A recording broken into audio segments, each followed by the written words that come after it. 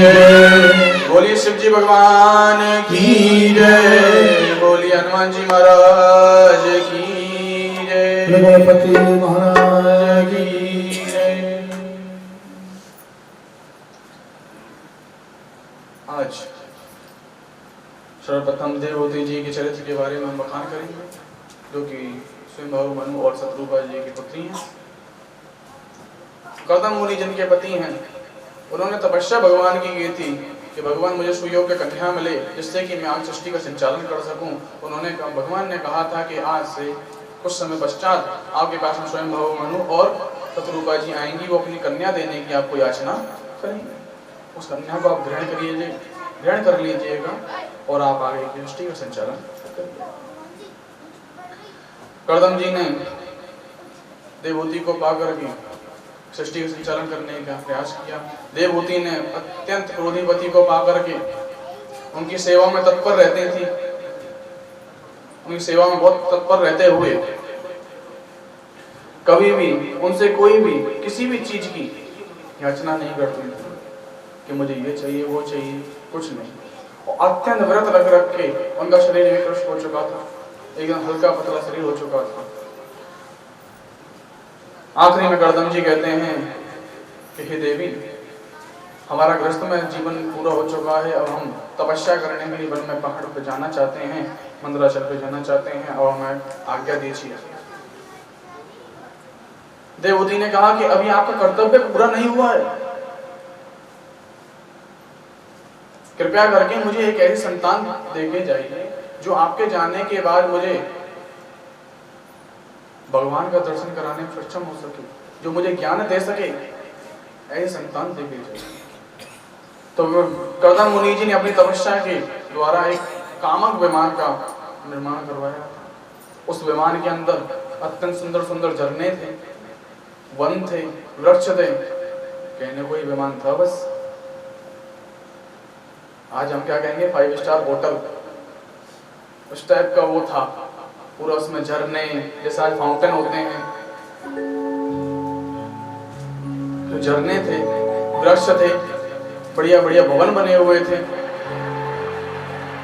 क्रीड़ा करने के लिए अलग भवन बना हुआ था, बैठने के लिए अलग था। जैसे आज हम लोग बनाते हैं, लिविंग रूम अलग है, बेडरूम अलग है, स्टडी रूम अलग है और स्टोर रूम अलग है। इस तरीके से उसके अंदर सारा निर्माण कर रखा था। उसके अंदर काफी समय तक उन्होंने विहार किया। विहार करने के बाद में उन्होंने कहा अब तो आपकी कामनाएं पूरी हो चुकी है। नहीं, अभी कामनाएं पूरी नहीं हुई हैं। तो कर्दम मुनि जी ने कहा कि यहाँ एक सरोवर है, उसमें स्नान करके आप बाहर आइएगा। जैसे ही वो सरोवर में स्नान करती हैं, उनका शरीर एकदम दिव्य हो जाता है, अप्सरा के समान वे लगने लगती हैं। जो शरीर कृष्ण हो चुका था वे भी सही हो जाता है, खूब बढ़िया सुंदर अप्सरा के समान लगती हैं। और सामने 15-15 वर्ष की 8-10 कन्या जो उनका स्वागत कर रही हैं दासी के रूप में। आइए आइए, आपका हम स्वागत करते हैं। उसके बाद में कर्दम मुनि जी ने उसी क्षण अपनी तपस्या के बल पे, यहाँ गौर करने वाली बात एक ही है, पहले जो संतान होती थी, पिता और माता जो हैं भगवान की आराधना करते थे, तपस्या करते थे, और माता जो है जब तक गर्भ में बच्चा है भगवान के भजनों में लगी रहती थी। क्यों? क्या पागल थे वो लोग? संतान जो होती थी सुयोग्य हो, सात्विक हो, भजन पूजा करने वाली हो,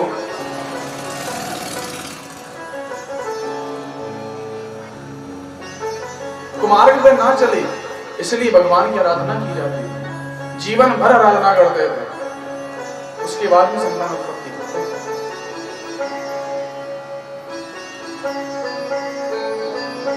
आज भगवान का नाम लेना तो छोड़ो, रामायण की एक चौपाई तक नहीं बोलते हैं घर के अंदर। श्लोक तो छोड़ो, बड़ी बात हो गई, रामायण की चौपाई तक नहीं बोलते घर के अंदर, जिससे कि संतान को भी कुछ गुण मिले कि हमें आस्तिक होना है, हमें भगवान का ध्यान करना है। इसी तरीके से उसी क्षण कर्दम मुनि जी ने 9 कन्या उत्पन्न की हैं देवहूति जी से, तपस्या के बलबूते उत्पन्न की हैं। उन्होंने कहा कि अब तो आपकी कामनाएं पूरी हो चुकी हैं, अब मैं क्या तपस्या करने जाऊं? उन्होंने कहा नहीं, अभी आपका कार्य पूर्ण नहीं हुआ है। इन कन्याओं का विवाह करना पिता का सबसे महत्वपूर्ण कार्य होता है। सबसे महादान क्या बताया गया है? कन्यादान। कन्यादान करके आप जाइए और मुझे अंत में एक ऐसा पुत्र देके जाइए जो आपके ना रहने पर मुझे ज्ञान की प्राप्ति करा सके।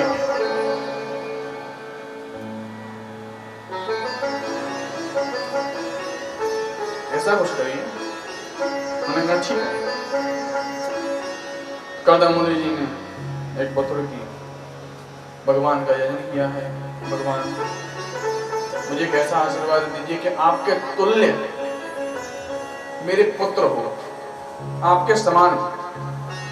भगवान जब प्रकट होते हैं, प्रकट होकर के कहते हैं कि अपना वर मांगी, तो कहते हैं मेरा वर तो बस एक ही है कि मेरे पुत्र जो आपके समान हो।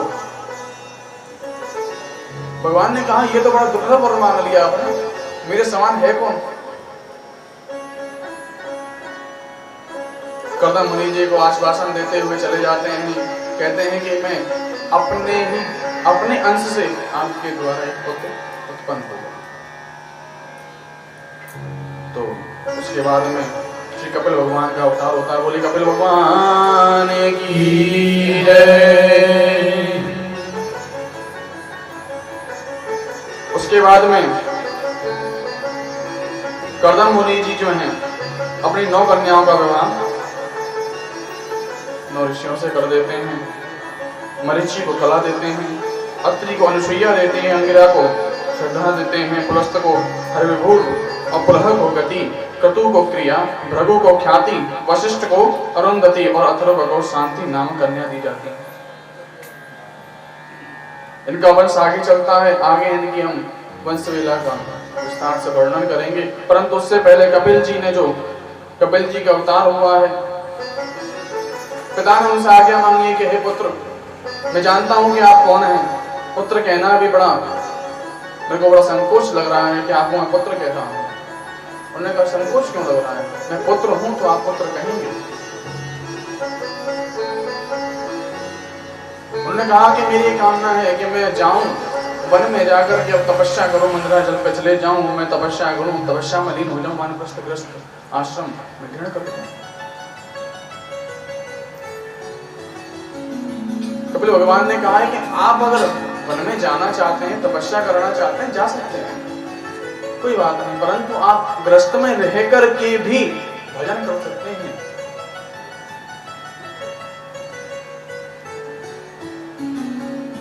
क्योंकि आजकल संन्यास ग्रहण करना बड़ा कठिन कार्य है। आज की जैसे दिनचर्या जैसी हम लोगों की हो गई है, उसके बाद में हम लोग अगर संन्यास ग्रहण करते हैं तो बड़ा कठिन कार्य हो जाता है। जैसे हमने ऐशो आराम की पूरी जिंदगी काटी है, उसके बाद में हम अगर संन्यास ग्रहण करते हैं तो बड़ा डिफिकल्ट हो जाएगा। तो इसका भी ये बताया गया है कि धीरे धीरे मोह को कम किया जाए। मोह को कम करते करते भगवान में ध्यान लगाया जाए। भगवान में ध्यान लगा करके ग्रस्त जीवन के अंदर रहते रहते ही भगवान का ध्यान। कोई साधु भिक्षुक जो द्वार पे आता है तो उसको खाली न लौटाया जाए। आप जाना चाहते हैं तो आप जाइए। तो कपिल भगवान को प्रणाम करके कर्दम मुनि जो है चले जाते हैं, वन की ओर प्रस्थान करते हैं और वहां उनका शरीर तोड़ जाता है। भगवान के दिव्य लोक में वे चले जाते हैं। उसके बाद में कपिल भगवान जी माता को भक्ति योग का वर्णन बताते हैं कि भक्ति माता पूछती है कि हे पुत्र, मुझे बताइए कि भक्ति कैसी होनी चाहिए, भक्ति कैसी करनी चाहिए, भक्ति किस प्रकार करनी चाहिए जिससे कि भगवान हमें प्राप्त हो सके। कैसे ऐसे भक्ति करें? कपिल भगवान कहते हैं कि ज्यादा बड़ा आडंबर करने की जरूरत नहीं है। जो हमें सहज लगी उस प्रकार से हम भक्ति करेंगे। किसी की कहने से हम भक्ति ना करें कि तुम्हें माला फेरनी पड़ेगी, जब जाके तुम्हारी भक्ति सफल होगी। माला तो फेर रहे, मन के अंदर चल रहा उसको बुरा हो जाए, बुरा हो जाए, बुरा हो जाए। माला चल रही है ओम नमः भगवते वासुदेवाय, और वहां मन के अंदर चल रहा है कि पल्ले वालों को बुरा हो जाए, वो ने गाड़ी ले ले, गाड़ी छोड़ ले ले वाने। ऐसी माला करने से कोई व्यर्थ है वो माला। 2 मिनट के लिए भगवान की प्रतिमा के सामने बैठी नहीं बैठ सकते, 2 मिनट के लिए मन के अंदर धारणा कर लीजिए, 1 मिनट के लिए, 1 क्षण के लिए आप मैंने भक्ति की भावना कर ली, अगर भगवान को ही मना लिया 1 क्षण के लिए भी, तो आपकी भक्ति सफल है।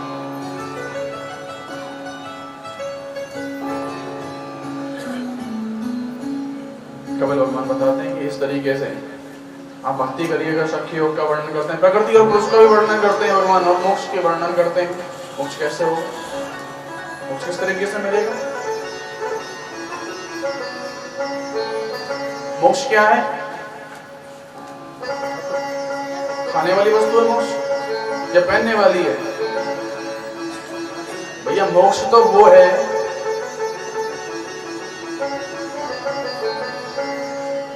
जो हम भगवान के द्वारा भगवान के चरणों में ध्यान लगा सके, उसी को मोक्ष कह दिया जाता है। भगवान का भजन करते करते उनके चरणों में ध्यान लगाते रहें, उसको मोक्ष कहेंगे।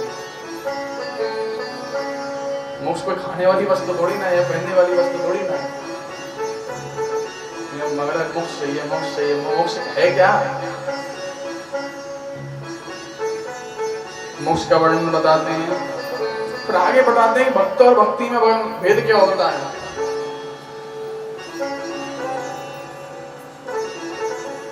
भक्ति और भक्त के बीच में बस एक छोटी सी डोर है, तो रील होती है, पेचक कहते हैं इसको, पेचक हम कहते हैं ना, वो भी बहुत मोटी है।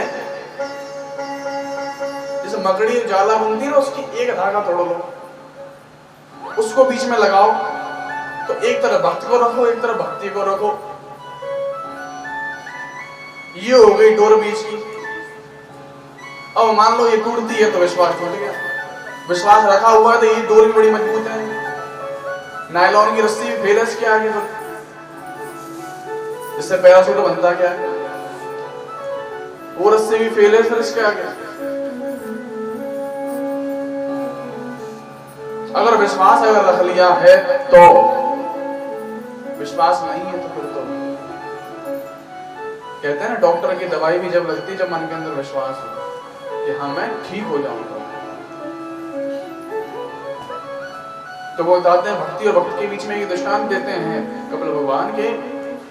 एक दृष्टांत इसके बीच में आता है, जैसे एक आदमी था, शिप के अंदर सवारी करने गए हुए थे, शिप में गए थे, शिप में जा रहे हैं, समुद्र के अंदर चल रही है शिप, चल रही है, चली नहीं, हमें खड़ी हुई है शिप कोने पे, बंदरगाह पे लगी हुई है। जो उसका कप्तान जो है पैर पीट रहा, छोड़ो छोड़ो इसको, समय हो गया, निकालो। सब हबड़ तबड़ में लगे पड़े, शिप आगे बढ़ने का नाम ले नहीं।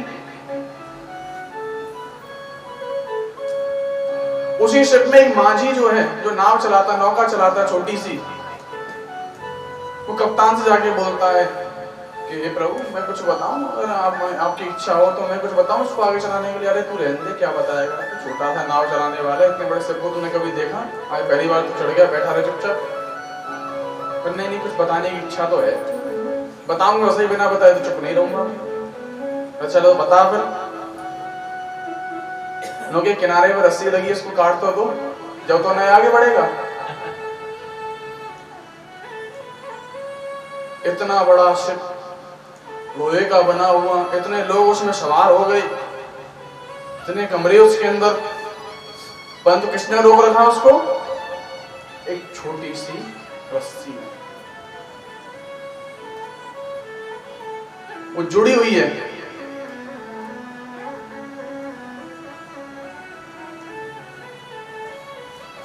अब यहां पे ये रस्सी कौन सी थी? ये रस्सी थी मोह की।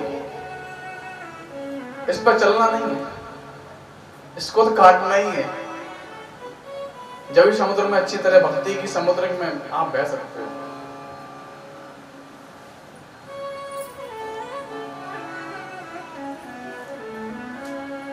इसके बाद में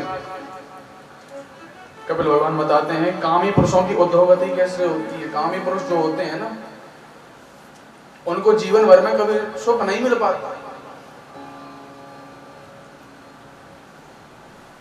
कामी होगा ना, जैसे कि भैया आज साइकिल आएगी तो कल मोटरसाइकिल तो होनी चाहिए, तो कल पड़ोसी के पास आऊंगा, मोटरसाइकिल तो भले ही जाएगा, कछु ना मिले।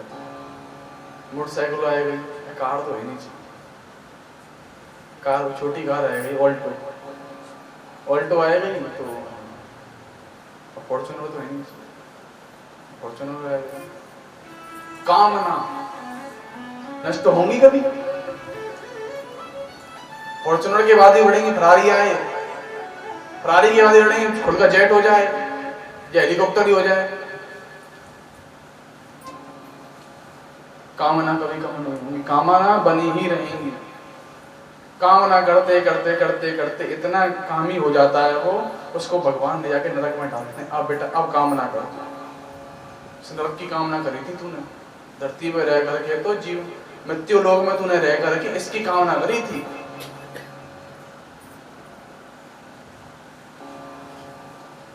आ जा, अब पड़ जाए इसके अंदर, लेट इतना नरक यातना भोग करके जब माता के गर्भ में जब बालक आता है, कितनी प्रताड़ना माता के गर्भ में भी सहन करनी पड़ती है। वो भी नरक बताया गया है। माता का गर्भ जो बताया गया है वो एक प्रकार का नरक बताया गया है।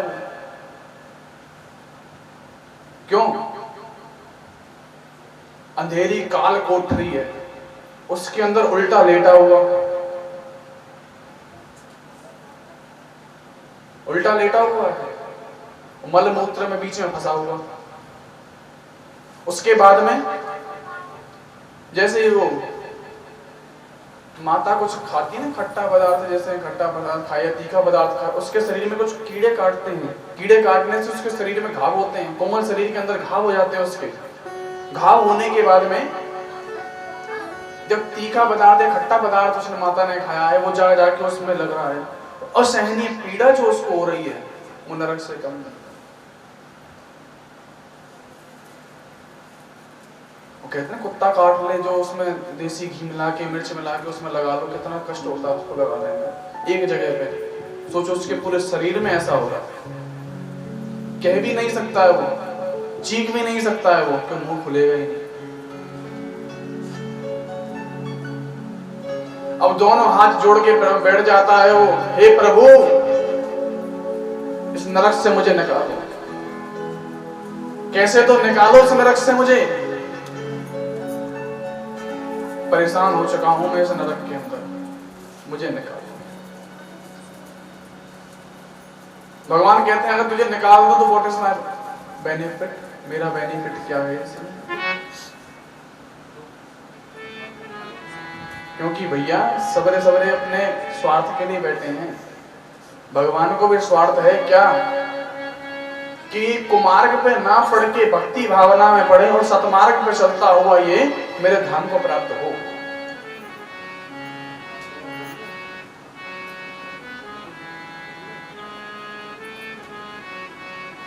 उसने कही प्रभु आप बस मुझे निकाल दो, मैं कसम खाता हूं आज से मैं कोई कुमार्ग नहीं करूंगा, बस मैं भक्ति भक्ति भक्ति करूंगा बस।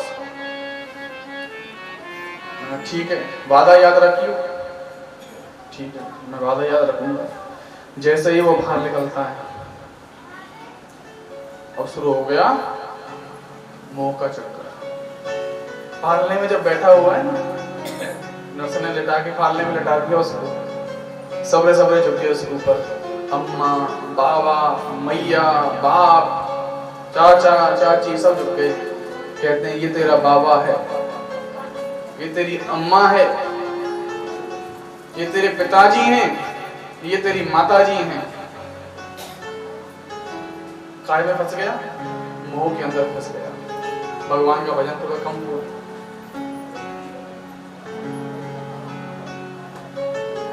बाबा आए, बाबा ने 100 रुपए का 100 रुपए का नोट हाथ के अंदर फंसा दिया। माया ने जकड़ दिया, मोह और माया ने दोनों ने जकड़ लिया। अब माया को ऐसे कस के उसने पकड़ लिया कि मुट्ठी खुलेगी नहीं ना, खोल करके मुट्ठी में शौका ने फंसा दिया, दोबारा मुट्ठी बंद। अब जब फंस गई, अब निकलने का नाम नहीं लेगी, छुड़ाने से छूटेगी। तो होता है कंजूस लोग जो होते हैं, पैसा खर्च करना नहीं चाहते, कर लेंगे, देखो यार उसके हाथ से जबरदस्ती छुड़ानी पड़ती है सब। निकाल, कौन छुड़ाता है? या तो अच्छी खासी बीमारी उसको लग जाएगी, दे के आएगा फिर, या फिर ऐसे कुछ कर्म उसके साथ में हो जाएंगे, उससे पीछा छुड़ाने के लिए उसको रुपया लगाना पड़ेगा। अब कर देते उसने। इस तरीके से मोह माया ने जकड़ रखा है। सकाम पुरुषों की गति जो होती है बड़ी भयानक बताई गई है। निष्काम पुरुषों की तो कोई, वो तो बेचारे मस्ती में रहे, भगवान के भजन करें और बढ़िया आराम से भगवान के चरणों में स्थान मिला उनको, कोई दिक्कत ही नहीं किसी प्रकार की।